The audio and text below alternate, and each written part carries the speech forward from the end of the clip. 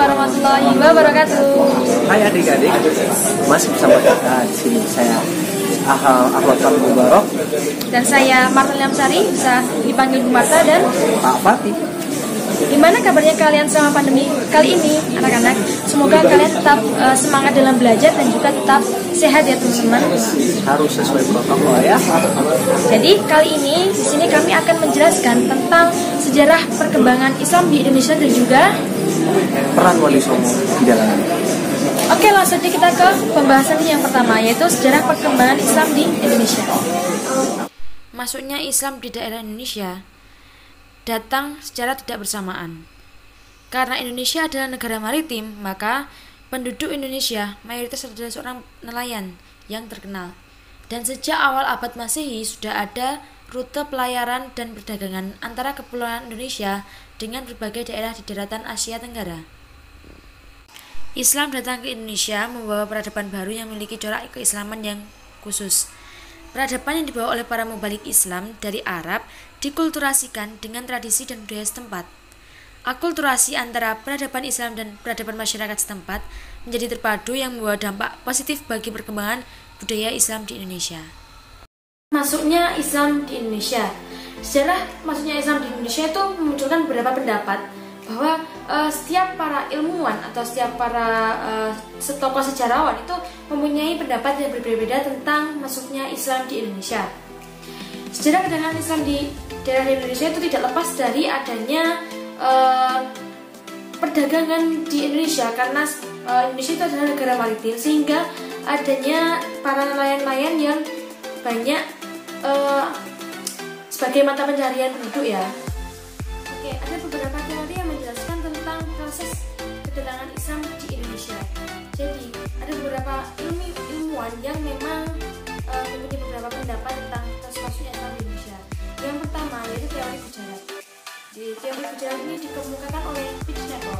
Jadi, menurut Pitchnepo, orang-orang Arab yang bermadzhab Syafi'i yang berimigrasi menetap di wilayah India itu kemudian membawa Islam masuk ke Nusantara melalui jalur perdagangan. Dan juga setelah teori Gujarat ini ada, yaitu dikembangkan lagi oleh Mouquet yang berdasarkan kesimpulannya itu berdasarkan batu nisan atau di Samudra Pasai, kawasan Sumatera, itu batu nisannya itu mirip dengan Maulana Malik As-Soleh di Gresik, Jawa Timur. Dan maka nisannya itu sama dengan yang berada di Gujarat. Jadi makanya ini teori yang dari Pitchnepo tadi diteruskan oleh Mouquet yang sama-sama adanya bukti makam seorang itu dapat sama di Gujarat. Oke, yang selanjutnya yaitu teori masuknya Islam di Bengal oleh Mouquet. Jadi di Bengal ini ada di India.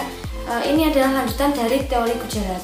Jadi pada teori ini berasumsi bahwa Islam yang datang di Nusantara itu berasal dari Bengal, yang dibuktikan dengan kemiripan yang terdapat pada seluruh batu nisan di Pasai, termasuk nisan Malik As-Soleh.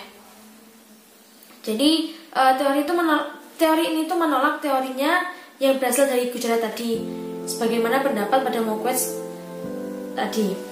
Jadi Mouquet tadi itu mengamati bahwa batu nisan di Samudra Pasai bertanggal 17 Zulhijjah atau 27 September 1428 Masehi mirip dengan batu nisan Maulana Malik Ibrahim pada 822 Hijriah atau 1419 Masehi, yang sama dengan batu nisan yang terdapat di Cambai, Gujarat.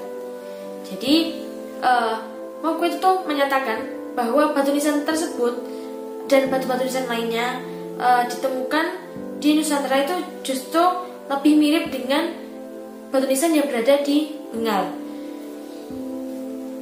Yang selanjutnya yaitu teori Arab oleh Keijer. Jadi teori Arab ini dikemukakan oleh Sir Thomas Arnold, Crawford, Nieman, dan Hollander.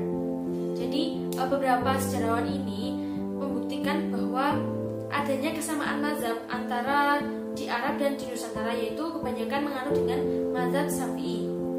Jadi para pedagang Arab itu sejak abad 7 Masehi itu telah menguasai perdagangan barat sampai timur. Jadi para sejarawan yang mengemukakan teori ini tuh percaya bahwa adanya pemukiman Arab atau pemukiman Arab di Indonesia itu ada di pesisir barat Sumatera. Jadi sebagian ahli di Indonesia itu setuju dengan teori Arab ini, sebagaimana adanya seminar tahun 1969 dan 1978 tentang kedatangan Islam di Indonesia yang menyimpulkan bahwa Islam itu datang dari Arabia, tidak dari India, tidak juga dari Gujarat. Oke, pembahasan selanjutnya yaitu tentang proses penyebaran Islam di Indonesia. Jadi di sini tuh proses penyebaran Islam di Indonesia itu ada 3 tahap. Yang pertama yaitu Islam disebarkan di pelabuhan-pelabuhan Nusantara. Yang kedua yaitu terbentuknya komunitas-komunitas Islam di beberapa kepulauan Nusantara. Yang ketiga yaitu berdirinya kerajaan-kerajaan Islam di Nusantara. Jadi proses penyebaran Islam di Indonesia itu melalui 3 tahap tadi, ataupun 3 langkah tadi. Selanjutnya, proses perkembangan Islam di Indonesia itu menurut U.K. Chandra Sasmita itu ada 6 saluran atau 6 proses masuknya Islam di Indonesia. Yang pertama yaitu saluran perdagangan. Nah, di saluran perdagangan itu ada tahap yang paling awal dalam proses Islamisasi, yaitu diperkirakan pada abad 7 Masehi yang melibatkan pedagang Arab, Persia dan juga India. Proses ini tuh sangat menguntungkan karena adanya proses interaksi antara pembeli dan juga penjual dalam bertransaksi dagangannya. Yang selanjutnya yaitu saluran perkawinan. Jadi tahap ini tuh merupakan tahap dari kelanjutan dari tahap pertama yaitu perdagangan. Nah, pada tahap perkawinan ini selanjutnya itu para pedagang-pedagang itu lama-kelamaan itu menetap baik untuk sementara maupun permanen. Nah, lambat laun itu para pedagang itu membentuk perkampungan-perkampungan yang disebut dengan nama pekojan. Nah, di saluran perkawinan ini para ulama, kiai, guru agama itu berperan penting dalam penyebaran agama dan budaya Islam. Nah, para tokoh di situ menyelenggarakan pendidikan melalui pondok pesantren dan juga dakwah-dakwah lainnya. Adanya proses saluran dari perkawinan ini adalah menyebabkan penyebaran agama Islam itu berjalan dengan lancar, karena keluarga hasil dari perkawinan akan membentuk sebuah keluarga Muslim. Jadi tidak mustahil dari pihak keluarga kedua mempelai itu timbul ketertarikan untuk masuk ke agama Islam. Dalam beberapa abad diceritakan adanya proses ini. Misalnya Maulana Ishak menikahi putri Belambangan dan melahirkan Sunan Giri. Dalam Babat Cirebon diceritakan bahwa perkawinan antara putri kaum Nganten, Sunan Giri, Sunan Jati, Guru Jati, Babat Tuban menceritakan tentang perkawinan antara Raden Ayu Teja, putri Adipati Tuban dengan Syekh Ngabdur Rahman. Yang selanjutnya yaitu saluran tasawuf. Tasawuf itu merupakan ajaran untuk mengenal dan mendekatkan diri kepada Allah, sehingga memperoleh hubungan langsung secara sadar dengan Allah Subhanahu wa taala. Di saluran tasawuf ini itu banyak membentuk kehidupan sosial bangsa Indonesia, karena sifatnya tasawuf ini adalah memudahkan dalam pengajian dan pengajarannya itu disesuaikan dengan alam pikiran masyarakatnya.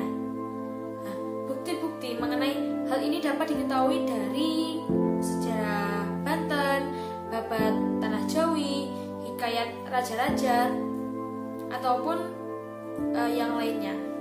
Selanjutnya yaitu saluran pendidikan.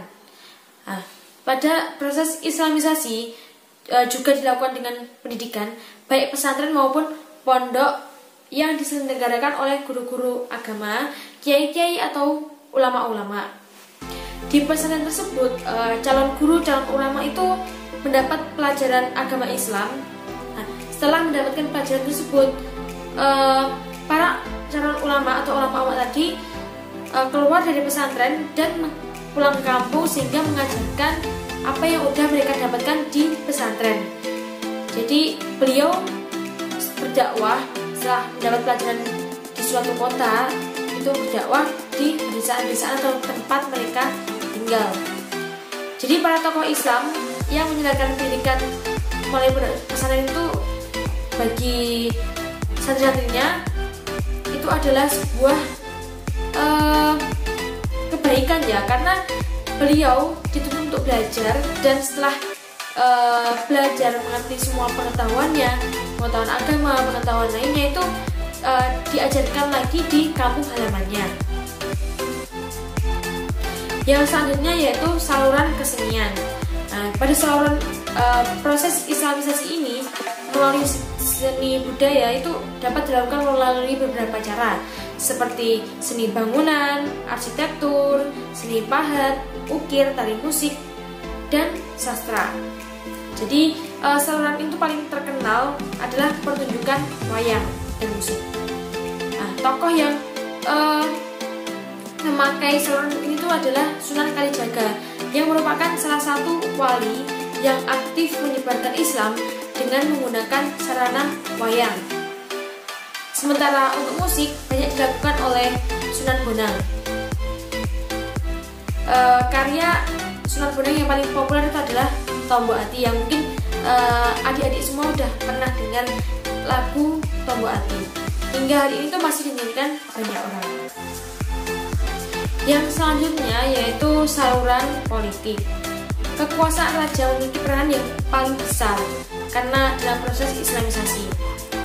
Ketika seorang raja memeluk agama Islam, otomatis tuh para pengikutnya itu juga akan mengikuti jejak dari rajanya.